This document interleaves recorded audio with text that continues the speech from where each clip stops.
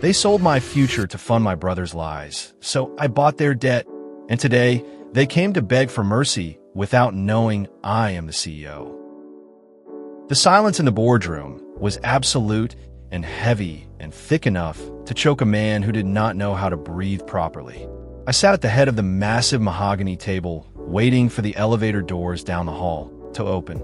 The air conditioning hummed with a low mechanical drone that perfectly matched the steady rhythmic beating of my own heart. I took a slow, deliberate sip of my coffee. It was Santo Domingo prepared in a French press exactly the way I needed it. Smooth and rich with absolutely zero acidity, sliding down my throat and leaving a dark warmth in my chest that grounded me in the present moment. I looked at the reflection of my own face in the floor-to-ceiling glass windows, overlooking the sprawling city below. The glass caught the pale morning light and shifted the color of my irises, making them look gray, and then green, and then a piercing light blue, depending on how the sun hit the panes, just like a storm moving over a cold ocean. I was completely still. I had learned a long time ago, through years of grueling physical conditioning, that true power did not require frantic movement. True power was about applying invisible pressure and waiting for the opponent to exhaust themselves against your defenses. It was the exact same mindset I used on the mats, where a black belt does not need to throw a chaotic flurry of strikes to dominate an opponent, but merely needs to establish an inescapable grip and let the other person drown in their own panic. I was not anxious. I was not excited. I was a machine executing the final lines of a code I had been writing in my head for over a decade. Every single second that ticked by on the heavy silver clock on the wall felt like a dense drop of water echoing in an empty underground cavern. I could feel the psychological weight of the moment building in the room. I remembered the exact texture of the air in my childhood home on the day my parents decided my future was entirely worthless. The memory tasted like copper and old dust on the back of my tongue. I had been standing in the narrow hallway watching through the small crack in the door as my parents sat at the faded kitchen table with the bank representative. My brother sat between them wearing a tailored suit he had not paid for and smiling a blinding predatory smile he had not earned. He was the golden child, the visionary, the charismatic genius who was going to change the world with his revolutionary tech startup. He spoke in loud, confident tones, throwing around meaningless business buzzwords and empty promises that meant absolutely nothing to anyone who understood basic logic or programming. But my parents looked at him as if he were a divine entity walking among mere mortals. I watched my father's trembling, calloused hands sign the heavy stack of mortgage documents. I watched my mother wipe a tear of pure, unadulterated pride from her cheek. They were pledging the house, the savings, the retirement funds, and absolutely everything they had ever built over 30 years of hard labor to fund his fragile paper castle. They did not even glance in my direction when I walked past the kitchen.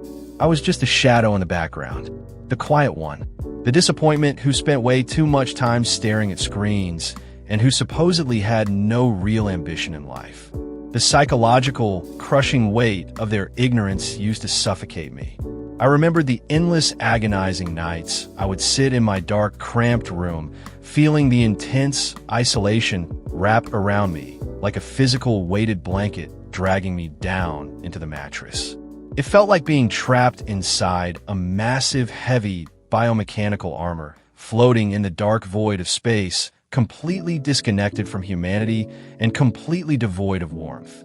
I would sit motionless in front of my Asus all-in-one computer bathed in the cold blue light of the Windows 11 operating system, while the rest of the house slept soundly.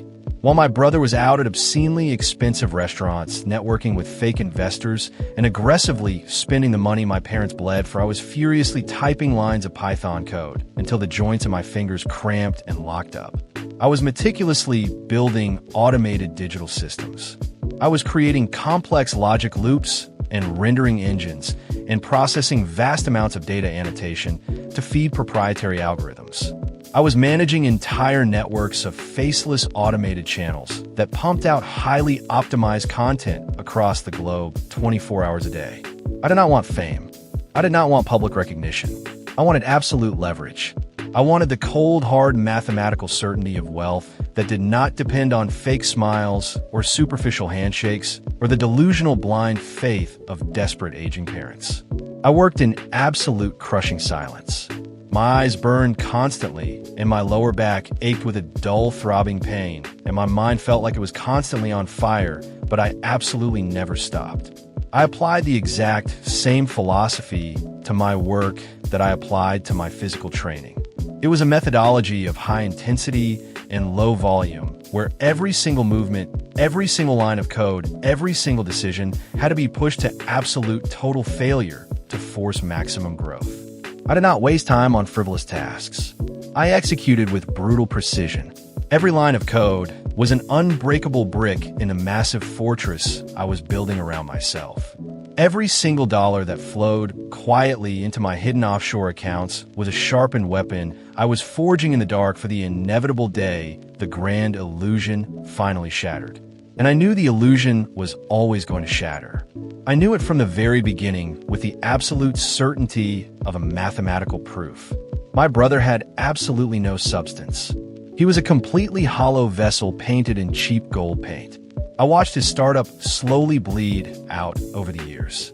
I tracked his public records with obsessive detail. I analyzed his social media posts, dissecting every single frame of his videos. The pictures of rented luxury cars and leased private jets and obscenely expensive dinners became more and more frantic as the months went on. The bright smiles became strained and rigid. The eyes behind the expensive digital filters became wide with unspoken, paralyzing terror. He was burning through their money at an astronomical, catastrophic rate and producing absolutely nothing of tangible value. The angel investors started asking difficult questions. The massive debts started piling up across multiple institutions. The fragile walls of his paper castle began to catch fire, and he had absolutely no water to put out.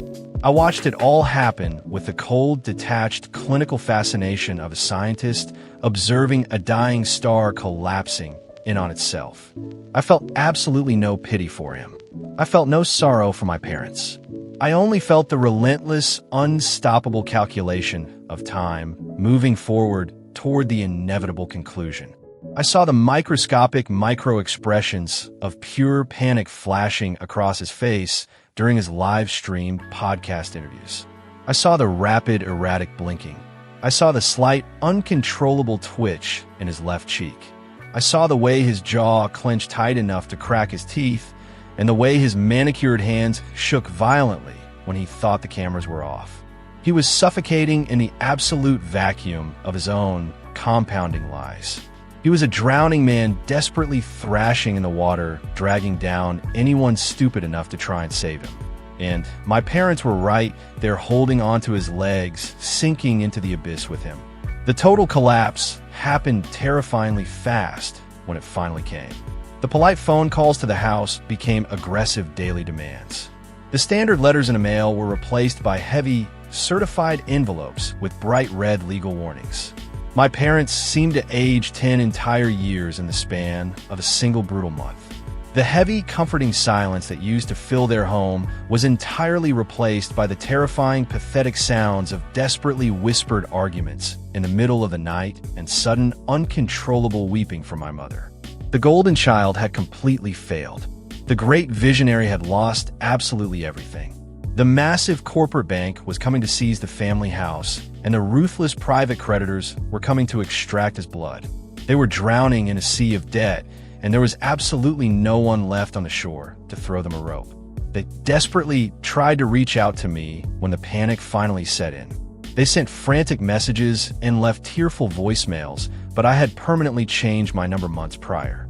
I had moved all my operations out of my apartment and straight into the highest levels of the corporate sector. I was a complete ghost to them.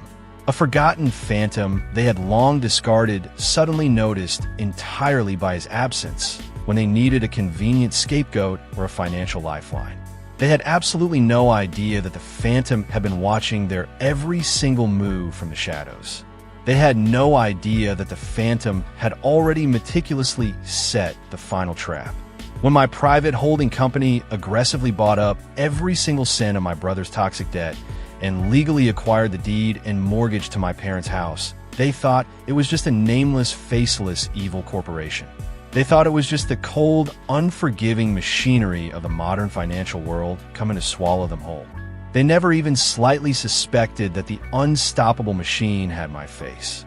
I heard the distant, high-pitched ding of the elevator chime at the very end of the hall. The crisp sound cut through the heavy silence of the massive boardroom like a freshly sharpened razor blade slicing through tight silk. The heavy metal doors slid open. I heard the footsteps. My heightened senses picked up every single nuance of their approach. I heard the heavy, dragging, exhausted steps of a broken father who carried the crushing weight of absolute total failure on his slumping shoulders.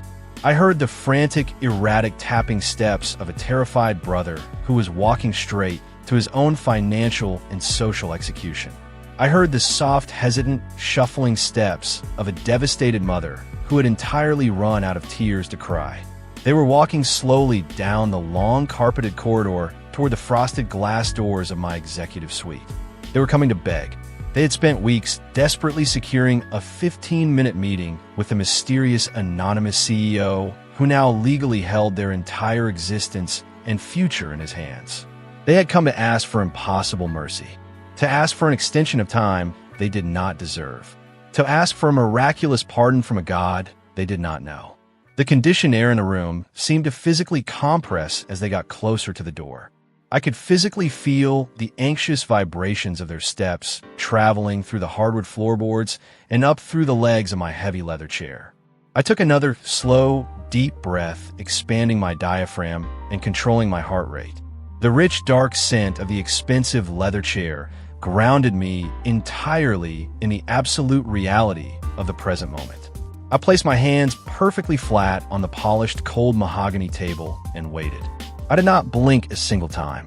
I did not shift my weight even a fraction of an inch. I was an immovable monument of solid stone waiting for a weak, desperate tide to crash against me and completely shatter. The heavy frosted glass door clicked open with a sharp metallic sound. My private receptionist silently ushered them inside the massive room and immediately stepped back, pulling the heavy door silently shut behind them until it locked with a solid thud. They stood clustered together at the far end of the room, near the entrance, completely dwarfed by the sheer scale of the boardroom. The room was incredibly long, and the bright morning sun was positioned directly behind my chair, casting my entire face and upper body in deep, impenetrable shadow. They could only see the dark, imposing silhouette of a man sitting completely still at the head of the massive table. My brother nervously spoke first. His voice violently cracked with a pathetic, wet, desperate edge that made my skin crawl with secondhand embarrassment. He immediately started rapidly reciting the desperate prepared speech he had likely rehearsed 100 times in front of his bathroom mirror while sweating profusely. He talked about unseen market potential. He talked about aggressive debt restructuring. He talked about second chances and temporary unforeseen market setbacks. He was sweating so heavily, I could visibly see the dark stains forming under the arms of his cheap, wrinkled shirt. I could smell the sharp, sour, acidic stench of his pure animal fear rolling across the room. It was a vile, acidic smell that completely ruined the delicate aroma of my Santo Domingo coffee. He spoke frantically for 3 entire agonizing minutes without stopping to take a single breath, completely terrified that if he paused for even a microsecond, the guillotine blade would drop and sever his head. My parents stood slightly behind him, looking exactly like broken, weathered statues. Their heads were bowed low in ultimate shame. Their shoulders were completely slumped forward. They were defeated, exhausted animals, standing in the abattoir, waiting for the final blow from the slaughterhouse hammer. I let the absolute heavy silence hang in the air for a long, agonizing, impossible moment after he finally finished his pathetic, rambling speech. I intentionally wanted the quiet to stretch and warp until it became a physically painful sensation in their eardrums.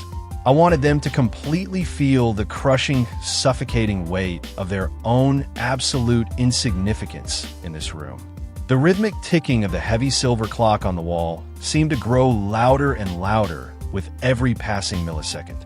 Tick, tick, tick. Every single second was a brutal psychological hammer blow to their extremely fragile, frayed nerves. My brother anxiously shifted his weight from one foot to the other. His breathing hitched loudly in his throat. My mother slowly raised her trembling head desperately, trying to peer into the deep shadows to see the hidden face of their executioner. I finally moved. I leaned forward very slowly, resting my forearms heavily on the polished table.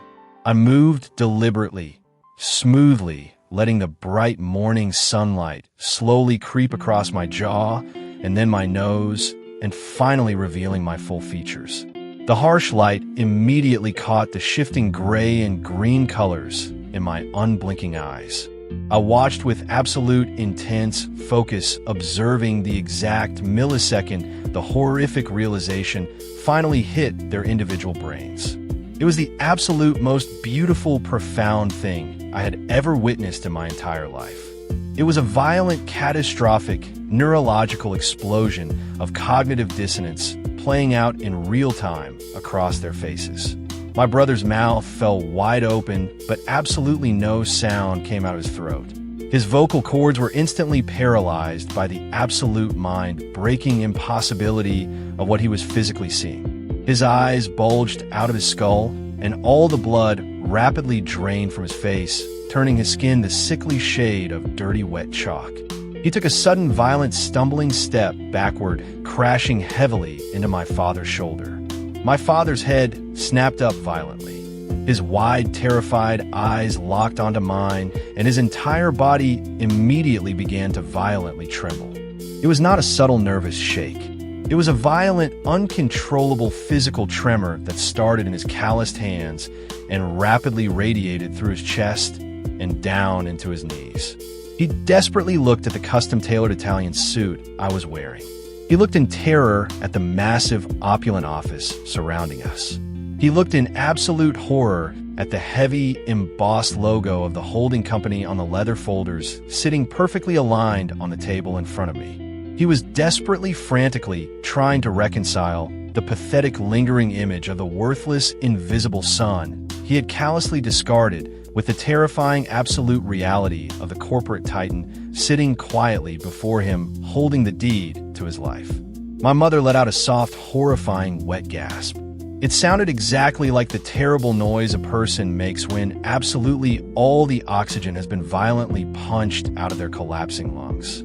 She rapidly covered her mouth with both of her shaking hands, her eyes stretched impossibly wide and completely overflowing with a sudden, terrifying, absolute clarity of the irreversible mistake they had made. Nobody in the room moved a single muscle. Nobody dared to speak a single syllable. The psychological destruction in the air was absolute and complete. I did not need to yell at them. I did not need to throw insults or scream about the past. I did not need to explain the agonizing, grueling years of how I had meticulously built my massive empire in the pitch black dark while they blindly worshipped a false hollow idol in the bright light. The devastating truth was standing right in front of them, pressing down on their chests with the crushing, inescapable gravity of a dying, collapsed sun.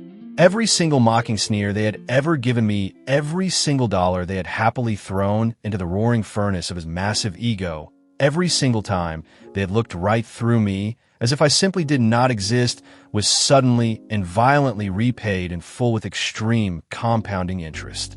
My brother suddenly collapsed heavily to both of his knees.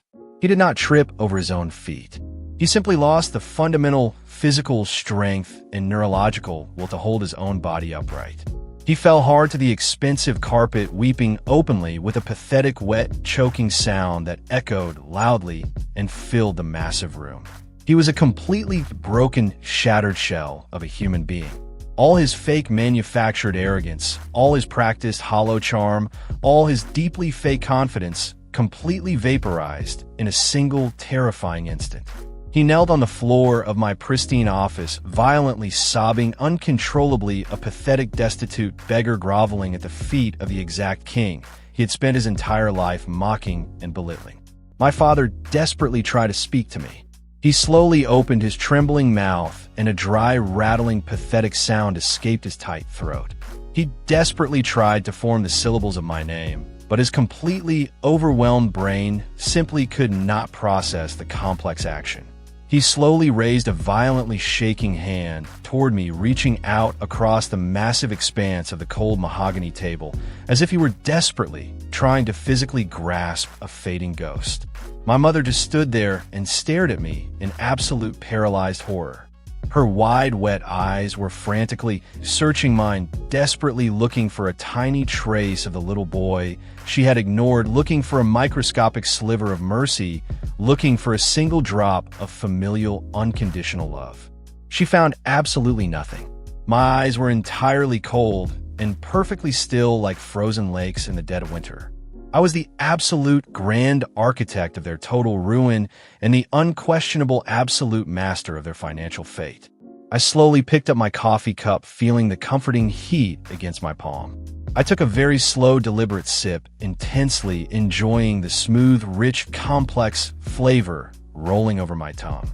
I slowly set the heavy ceramic cup down on the wooden table, making a sharp, echoing click against the saucer that made all three of them physically flinch in terror. I looked deeply at the three of them, shattered and broken and completely ruined in the beautiful, harsh morning light pouring through the windows.